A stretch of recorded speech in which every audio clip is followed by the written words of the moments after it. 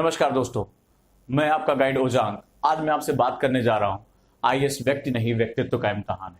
कई बार कई जगहों पर कई मंचों पर मैंने आपसे ये बात कही, आईएएस व्यक्ति नहीं व्यक्तित्व का इम्तिहान है। आप में कई दोस्तों ने पूछा कि सर ये व्यक्तित्व निर्माण की प्रक्रिया क्या होती है, कैसे बनाया जाता है एक व्यक्तित्व और क्यों आईएएस में व्यक्तित्व को इतना फोकस करते हैं। तो आइए चलिए मैं आपको एक एग्जाम्पल के माध्यम से समझाता हूं कि आपकी जिंदगी की चुनौतियां ही आपको व्यक्तित्व निर्माण की प्रक्रिया में कैसे लेकर जाती हैं।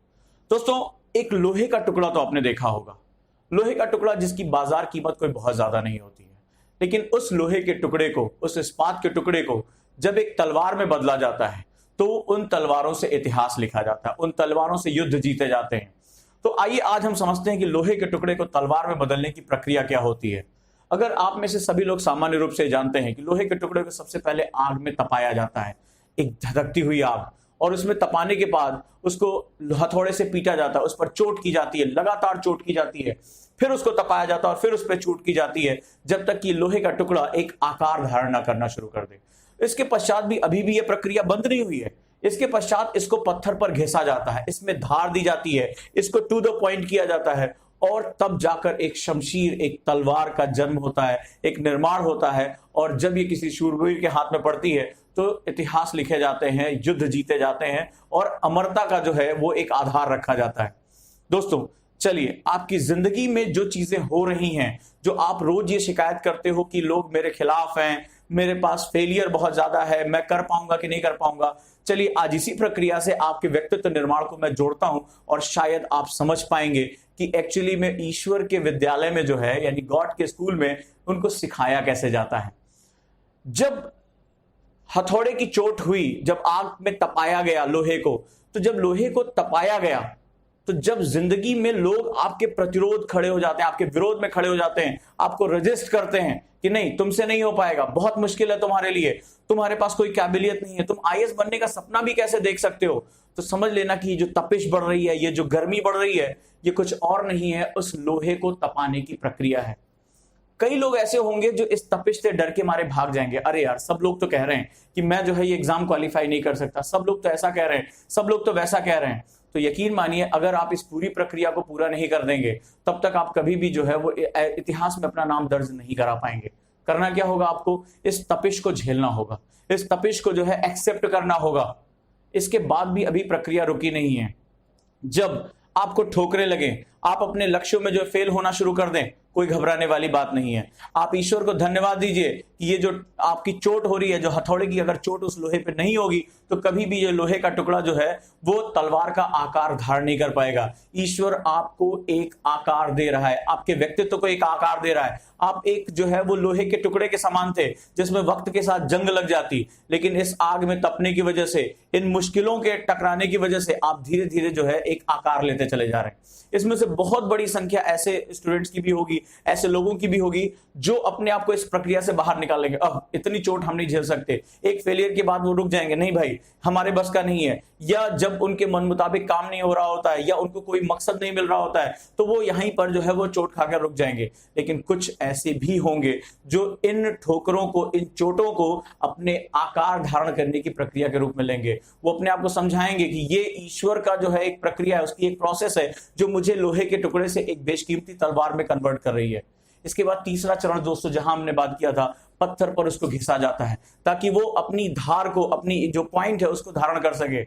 आपके ऊपर भी ये मुश्किलें आएंगी जब आप तैयारी कर रहे होंगे, नींद आंखों में भरी हुई है और मुंह पर पानी मारकर आप जो है वो पढ़ने बैठ जाएं। जब आपके दोस्त शादी ब्याह फंक्शन में एंजॉय कर रहे हो, अपने कानों में रुई डालकर अपने कमरों में चुपचाप अपनी किताबों के आगे बैठकर पढ़ने की प्रक्रिया, यानी कि अब आप अपने आप को लगातार घिस रहे हैं। जब लोग पिक्चर देखने जा रहे हो और आप उस तपती दोपहरी में भी अपनी क्लास के लिए निकल जाते हैं इस उद्देश्य के साथ कि आज मेरे टीचर ने जो मुझे पढ़ाया है, आज मुझे मेरे टीचर से जो सीखना है वो मेरे लिए बहुमूल्य है।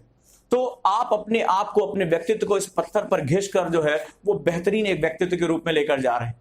नतीजा क्या रहेगा? जो अंत में बच जाएगा इन प्रक्रियाओं के बाद, जो इन तीनों प्रक्रियाओं को, यानी आग में तपाने की, इन मुश्किलों के द्वारा ठोकर दिए जाने की और अंत में जो है वो अपने माइंड पर कंट्रोल करके अपने आप को लगातार घिसते रहने की इस प्रक्रिया से जो निकलेगा, डेफिनेटली वही इतिहास लिखेगा, वही जो होगा वो संसार में याद रखा जाएगा। और दोस्तों, जिस प्रकार लोहे का ये जो टुकड़ा है जो सामान्य कीमत का था इस बेशकीमती तलवार में कन्वर्ट हो जाता है, उसी प्रकार आप भी एक सामान्य व्यक्ति से एक बेहतरीन अधिकारी के रूप में कन्वर्ट हो जाएंगे, एक बेहतरीन व्यक्तित्व के रूप में कन्वर्ट हो जाएंगे। और जहां पर भी आप खड़े रहेंगे, जहां पर भी आप बोलेंगे, दुनिया आपको सुनेगी, आपको फॉलो करेगी, आपके पीछे पीछे जाने को तैयार होगी। आप इतिहास उठाकर देख लीजिए, किताबें उठाकर देख लीजिए, संसार में कोई ऐसा महान व्यक्ति पैदा ही नहीं हुआ जिसको संसार ने जो है फॉलो किया और वो बिना मुश्किलों के जो है आगे बढ़ गया। चाहे वह किसी का भी नाम लूं, चाहे महात्मा गांधी, चाहे मार्टिन लूथर किंग, चाहे अब्राहम लिंकन, कोई भी हो, इन्हें भयानक तोड़ देने वाली असफलताओं का सामना करना पड़ा था। इन्हें भी जो है वो चोटें खानी पड़ी थी, लेकिन इनकी खास बात यह थी कि इन चोट खाने के बाद इन्होंने अपने व्यक्तित्व निर्माण की प्रक्रिया के रूप में उसे लिया। वो टूटकर बिखरे नहीं, इन्होंने शिकायतें नहीं की। तो आज के पूरे दिन में अगर आपको मुश्किलों का सामना करना पड़ रहा है तो ईश्वर को धन्यवाद दीजिए कि आपने मुझे चुना है। हाँ, आपने मुझे चुना है व्यक्तित्व निर्माण की प्रक्रिया में, और मैं इन चोटों को सहते हुए अपने लक्ष्य तक पहुंच के रहूंगा। दोस्तों, इसी को हम लोग कहते हैं पॉजिटिव एटीट्यूड। सवाल है कि आपकी मुश्किलें आपको तोड़ देती हैं या आप उन मुश्किलों से जूझ जाते हैं और ये मानते हैं कि नहीं, ये मेरे व्यक्तित्व निर्माण की प्रक्रिया है। अगर आपके अंदर इतना फौलाद है, आपके अंदर इतना लोहा है, यकीन मानिए आपके मन चाहे लक्ष्य तक पहुंचने से आपको कोई रोक नहीं सकता। Nobody can stop you. अगर दुनिया में किसी को रोकने की हैसियत है जो आपको आपकी मंजिल तक रोक सकता है पहुंचने से, तो वो सिर्फ और सिर्फ आप हैं।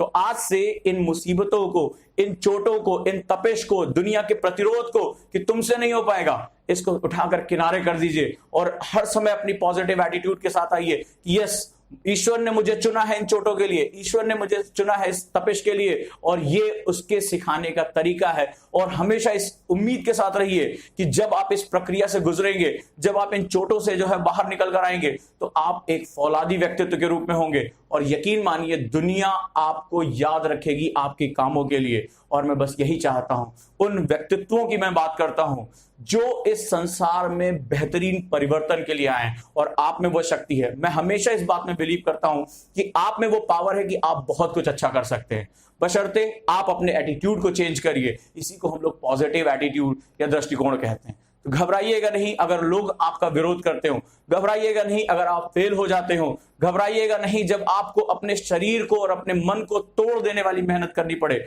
हमेशा इस बात के लिए धन्यवाद करिएगा कि आप वो हैं जिन्हें चुना गया है, आप वो जो सेलेक्टिव लोग हैं उनमें हैं, आप वो भाग्यशाली लोग हैं जो कल को इतिहास लिखेंगे। और जिस जगह पर आप पहुंचना चाहते हैं, वो चाहे आईएएस हो, चाहे पीसीएस हो, या कहीं पर भी आप पहुंचना चाहते हैं, आप पहुंच कर रहेंगे।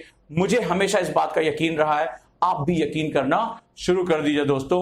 और आज से मुट्ठी भींच लीजिए और अपनी ताकत में लग जाइए कि मुझे जो पाना है वो मैं पाकर रहूंगा। तो दोस्तों, इस चैनल के साथ जुड़े रहिए, इसको सब्सक्राइब करिए और अपने कमेंट्स जरूर हम तक पहुंचाते रहिए, क्योंकि आपके सवाल ही मेरे टीचर हैं। आपके सवालों का जवाब देने की प्रक्रिया में बहुत कुछ सीखता हूं और मैं चाहता हूं कि आपके सवाल मुझ तक आते रहने चाहिए। और इन वीडियोस को लगातार आप शेयर करते रहिए, क्योंकि पॉजिटिविटी एक मशाल की तरह होती है, वो एक हाथ से दूसरे हाथ में जाती है। तो अगर आपको फायदा हो रहा है तो ये फायदा सब तक पहुंचना चाहिए। मैं भारत के उस अंतिम छोर तक पहुंचना चाहता हूं जहां मेरा एक भी स्टूडेंट किसी भी कारण से सपने देखना ना छोड़े। सपने आपके हैं, चलिए इन्हें पूरा करते हैं।